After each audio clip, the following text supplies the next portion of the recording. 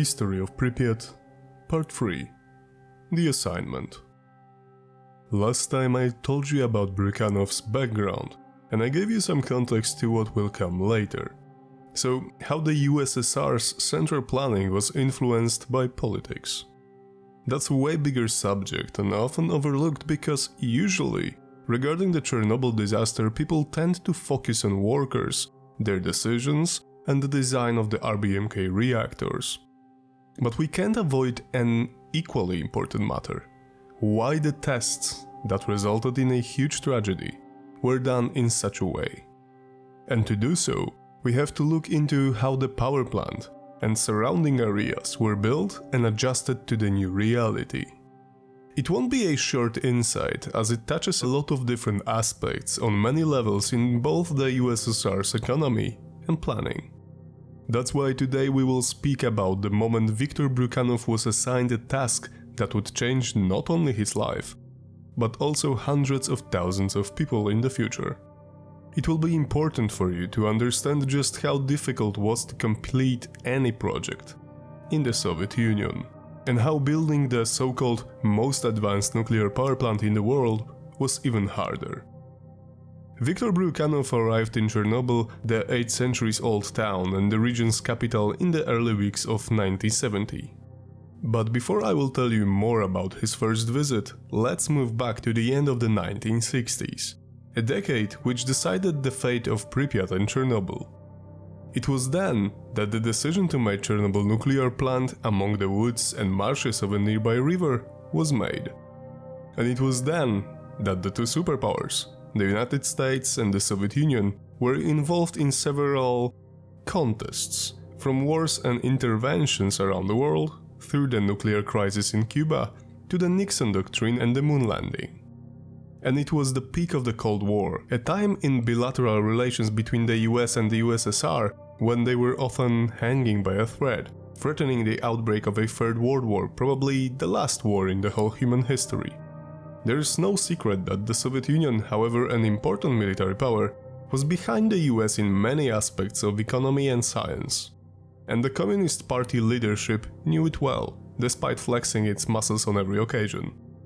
One of the most important contests was the race to the stars. Both the United States and the Soviet Union wanted to be the first. However, the USSR had a lot of accomplishments in that field. The need for stable, sustainable power rose exponentially. Not only in spite of the competition between the two countries, but also because of it. Spending for such advanced technologies had to be supported by the whole economy, not only financed through the country's treasure. To catch up with the West, the USSR wanted to create a vast system of power plants producing nuclear energy, covering as much of the whole Union as it was possible. In some way, it worked. They have already built other plants around the country, and when we look at the map, the Chernobyl nuclear power plant was one of the closest to the Western world. The Soviets wanted to lead the world in nuclear engineering, and they were pretty successful actually. They took the international community by surprise when they completed the first commercial reactor in 1954. After that, they didn't do so well, so when the American astronauts landed on the moon, that was it. The last straw that broke the camel's back. They wanted to expand aggressively onto the field of nuclear energy. The reason was to support their space program, but that wasn't the only one. That's why Viktor Bryukhanov was summoned to the Ministry of Energy and Electrification in Moscow. The minister offered him a new, extremely important assignment. Of course, offered is a soft term, as he couldn't really deny it without serious repercussions, both political and personal. Not that he wanted to deny it. It was a major point in his career and possibly could mean that he would rise high in the Communist Party, changing his life, opening a door to a better and prosperous future. The Minister of Energy assigned him with building the new power plant, a nuclear one, unique in more ways than just the location, as it would be the first atomic power plant in Ukraine, but also that was meant to be a completely new reality for the ministry, which hasn't yet built any nuclear station from scratch. And why was that? It's because of the Atom Project.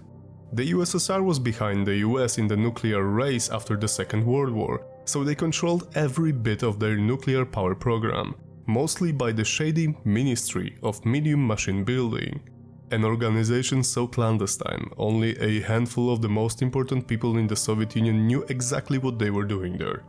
And they were building everything related to the nuclear program, from weapons to reactors.